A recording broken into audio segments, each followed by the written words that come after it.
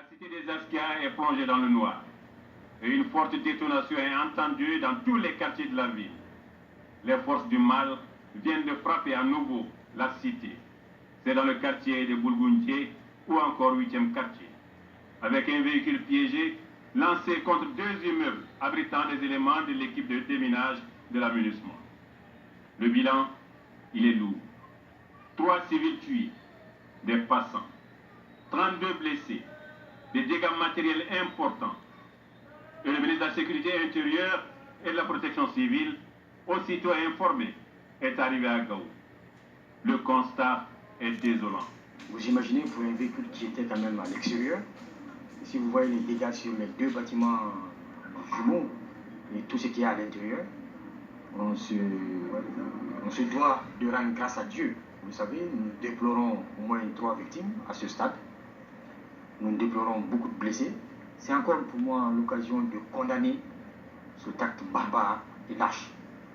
Remplir un véhicule d'explosifs, le garer derrière un véhicule, l'actionner pour essayer de faire le maximum de victimes, ça ne peut être qu'un acte lâche.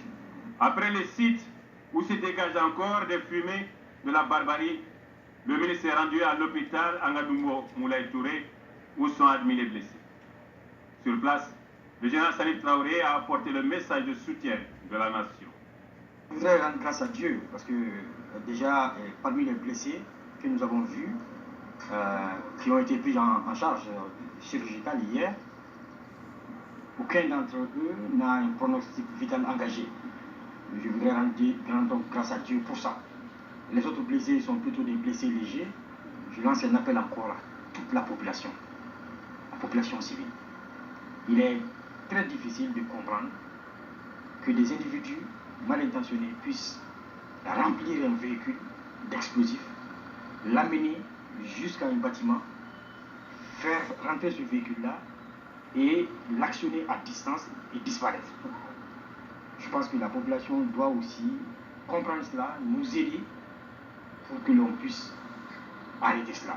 Nous allons continuer à mettre l'accent sur nos services de renseignement, sur nos services d'enquête, mais encore, nous avons besoin de tout le monde. Je voudrais donc présenter toutes mes condoléances à mon nom et au nom du gouvernement et au nom des plus hautes autorités de ce pays et souhaiter un prompt rétablissement à tous ceux qui ont été touchés de près ou de loin. Avant de quitter la capitale des Askia, le général Salif Traoré a rencontré les chefs militaires. Et le collectif a